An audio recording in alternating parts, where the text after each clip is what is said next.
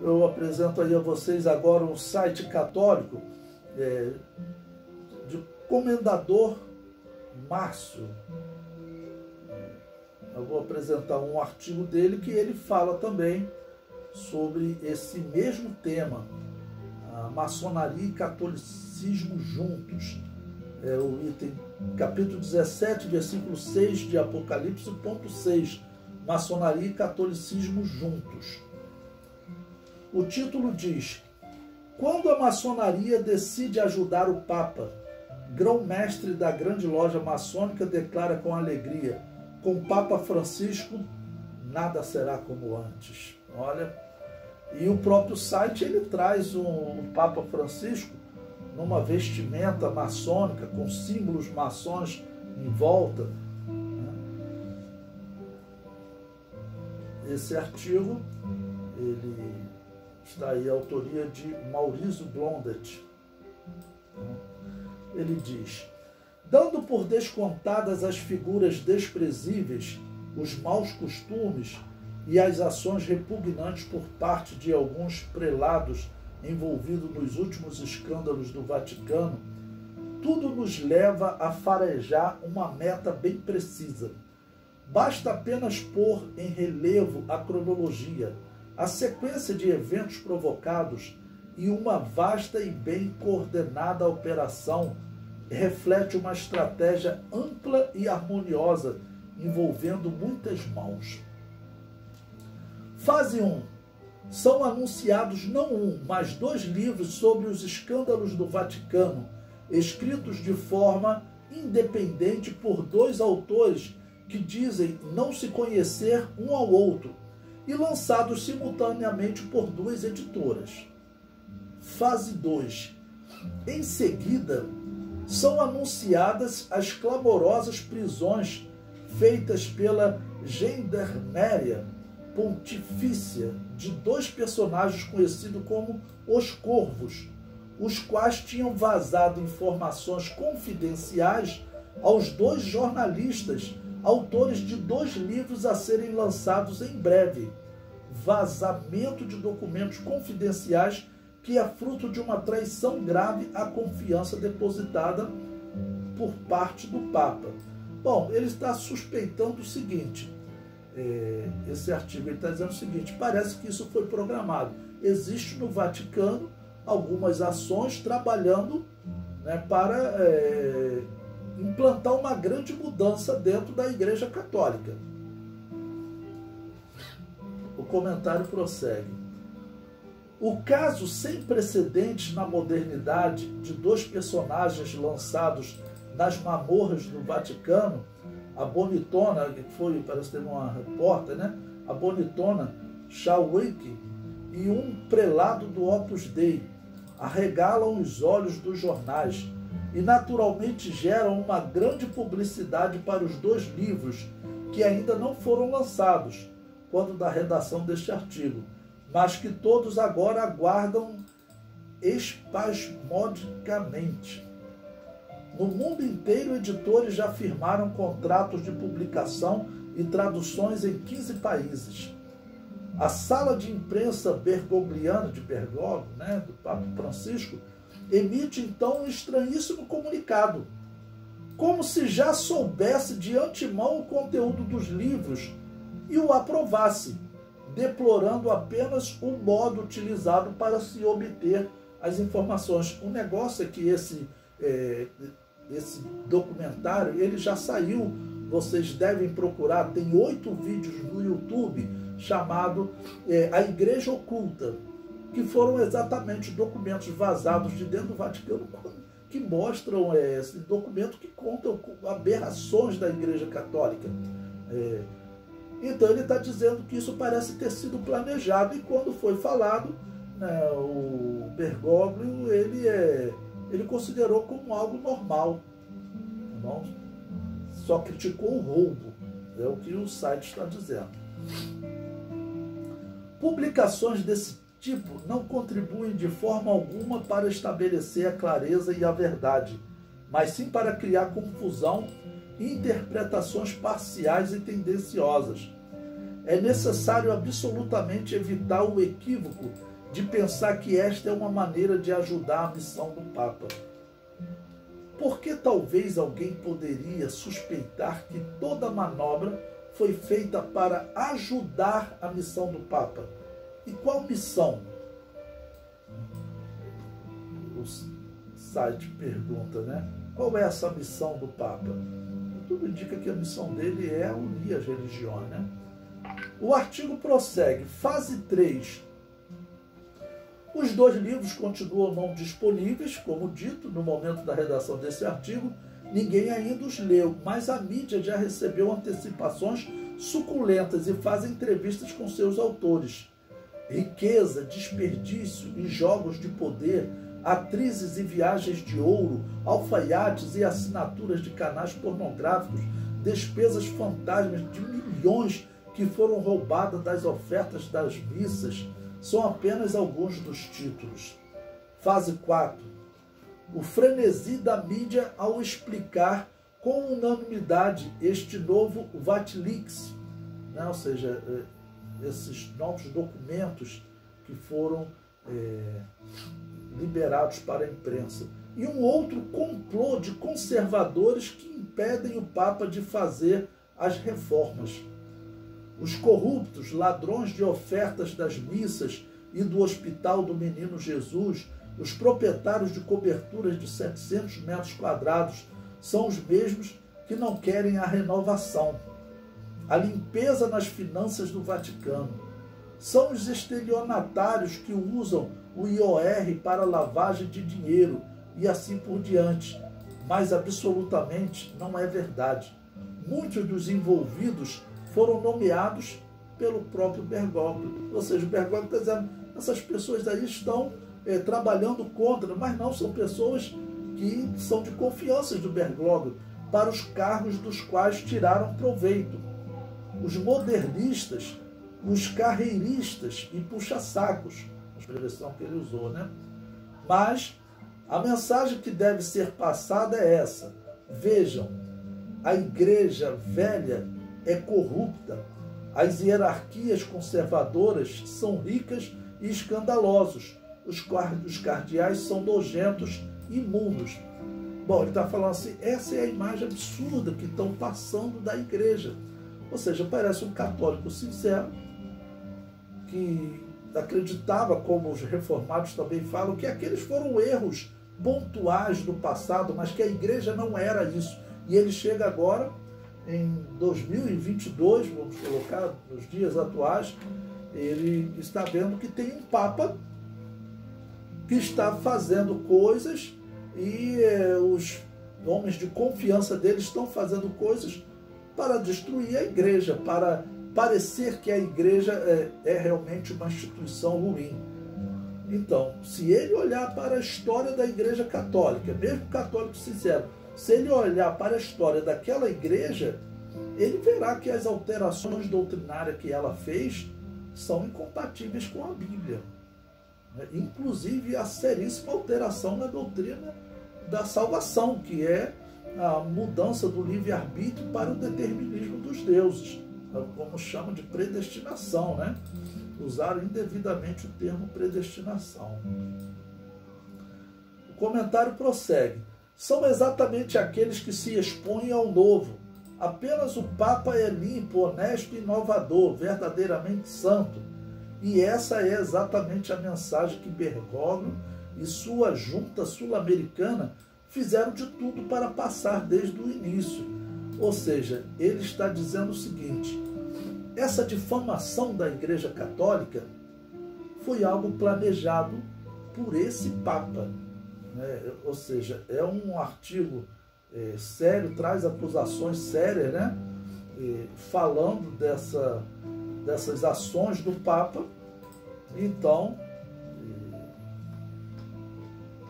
ele aponta para a participação do anticristo, ou a participação, digo, do Papa, diretamente para poder aprovar essas difamações. Ou seja, Bergoglio trabalhou por essa difamação. Isso é muito sério, né? Pois bem, prosseguindo. A mídia italiana vive em uma verdadeira bolha de papolatria, escreve Sossi. Com razão. Bergoglio é visto como o bem absoluto e quem não concorda com ele é retratado como um conspirador sinistro ou um emissário do mal. Mas ele está dizendo, Bergoglio, o Papa está participando do mal. Fase 5. O escândalo não deixa indignado e nem entristece muito sua santidade. Francisco é calmo e sabe o que fazer. Ele prossegue sem incertezas no caminho da sua boa administração. Fase 6. Nuzzi, um dos autores dos 2 livros simultâneos, ao falar da conferência de imprensa de lançamento do seu volume, repete a palavra de ordem combinada. Eu acho que este Papa está levando avante as reformas e encontra uma série de dificuldades. Ou seja, ele está dizendo o seguinte, os homens que lançaram os livros, foi tudo programado, eles receberam essas informações e diz que o Papa Francisco está por trás, né, desse vazamento de informação com um propósito de colocar o Papa como uma pessoa correta e uma pessoa que está lutando pelo bem. E qual é o bem que eles dizem que o Papa está lutando, que o mundo está dizendo que o Papa está lutando? É pela união das religiões, inclusive da maçonaria. O texto prossegue. É a tese que se deve passar. As reformas, a comunhão para divorciados, o casamento gay, a igreja pobre pelos pobres, todo o repertório. Ele falou assim, isso é discurso, tem que passar essas reformas. Isso daí está ligado ao quê? Ao falso discurso do respeito pelas religiões diferentes. Falso discurso porque eles dizem que é respeito, mas na verdade eles tratam as religiões diferentes como sendo todas boas e que levam o homem a Deus, ou seja, uma heresia contrária até à doutrina da Babilônia apocalíptica, porque a Babilônia apocalíptica perverteu a doutrina, alterou a doutrina da salvação, mas ela no princípio ela pregava que salvação era em Jesus e fidelidade ao Deus eterno. Aqueles que seguem outros deuses não serão salvos, mas agora isso também já está sendo defendido. Essa é a questão, essa é a reforma que está sendo feita. Esse Papa, vamos lembrar, isso eu vi ele falando, foi noticiado claramente. Um menino chegou ao Papa e perguntou para ele, olha, o meu pai era ateu e ele foi para o céu. É muito difícil você, numa situação dessa, responder, mas não dá para você inventar uma doutrina, inventar uma heresia. E o que ele falou? Ele defendeu que se ele era um homem bom, ele foi para o céu. Ou seja, ele está aceitando as religiões e os não religiosos. Até o homem que não crê em Deus vai para o céu, não existe mais critério. Ou seja, esse homem está ou não está preparando o caminho do anticristo? Parece ser bonzinho com o menino, mas na verdade ele está preparando o caminho para o anticristo. O artigo prossegue. Se tivesse sido Bergoglio a sugerir a estratégia, não poderia fazer melhor a seu favor. Nuzzi, na conferência de imprensa, também disse outra coisa do nada, que ele não teve nenhum contato com o Papa. E por que ele deveria ter tido algum contato com o Papa? Quem pensaria nisso?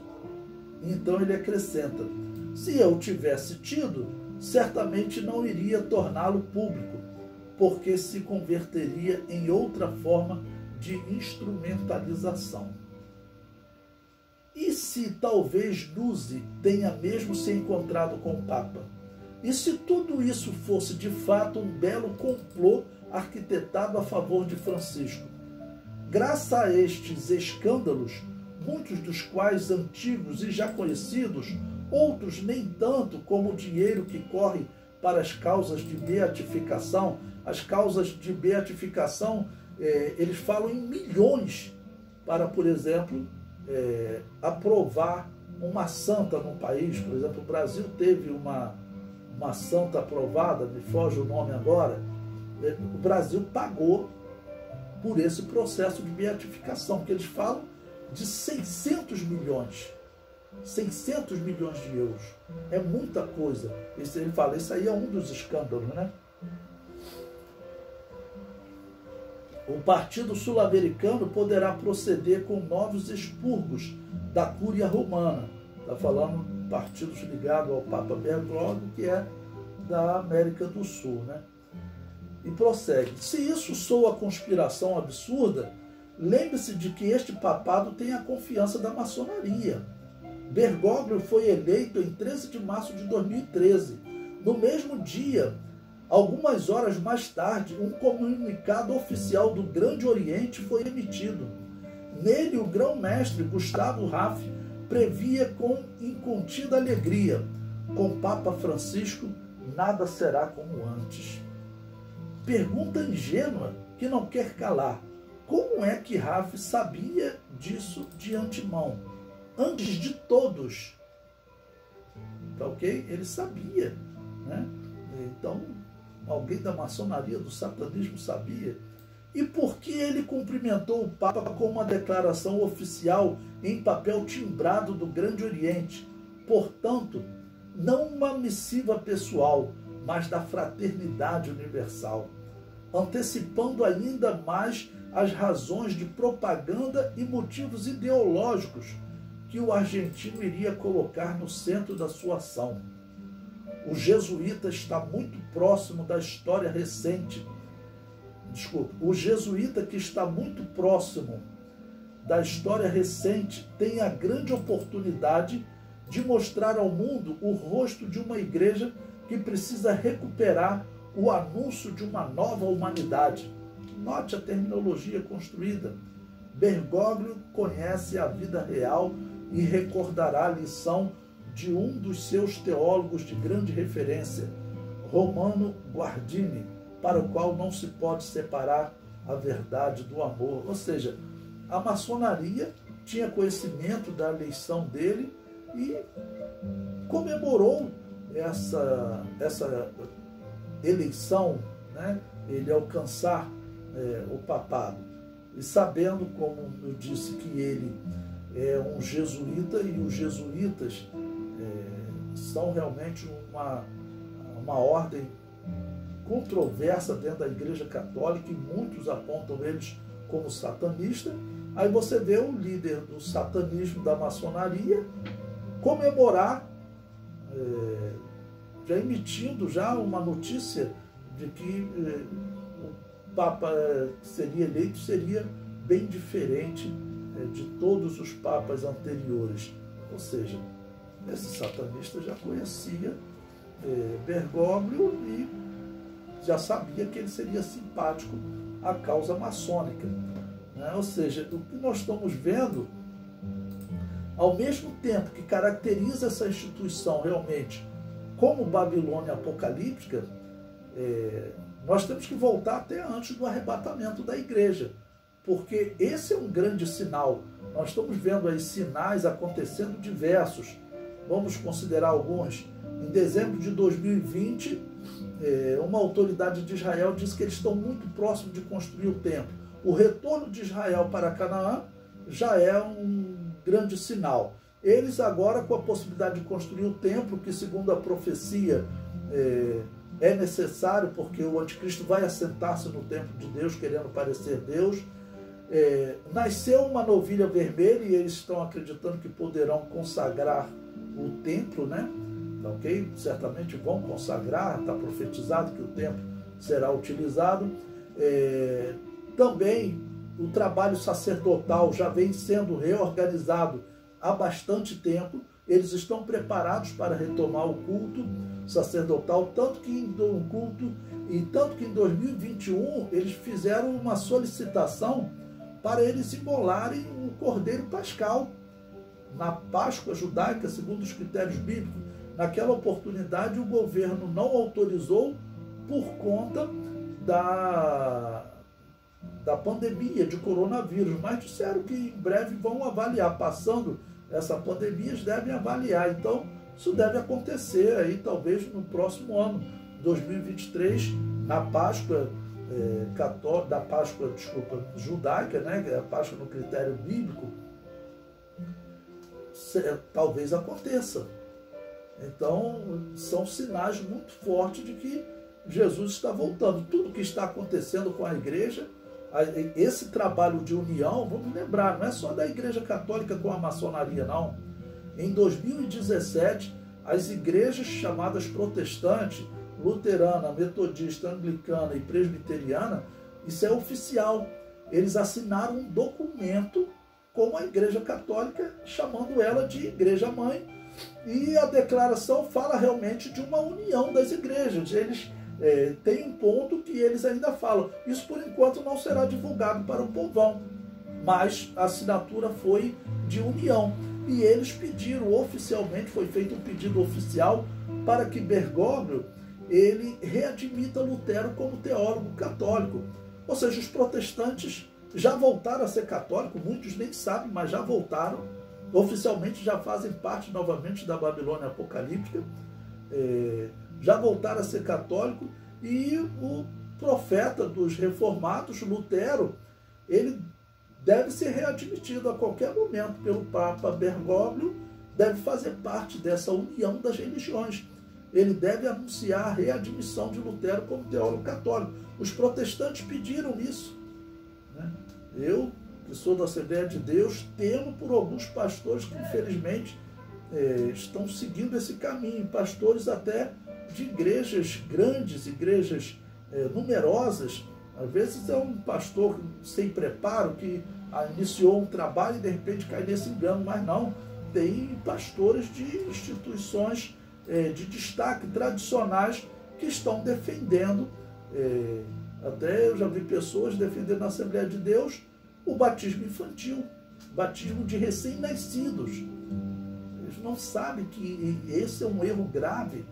Você tira o que Deus determinou como ordenança. O homem deve confessar os seus pecados, confessar a fé em Jesus e se comprometer na sua fidelidade a Deus. Isso a criança não faz, esse é um erro grave. Mas isso aí já está acontecendo, já existe discussão disso. Eu já ouvi de pastores na Assembleia de Deus e vem me perguntar se isso é errado. Eu falei, isso é erradíssimo. Então, tudo isso faz parte da aproximação da Igreja Católica com todas as religiões, inclusive igrejas protestantes, que já estão unidas, isso é oficial. E se não tomar cuidado, outras igrejas cristãs também irão.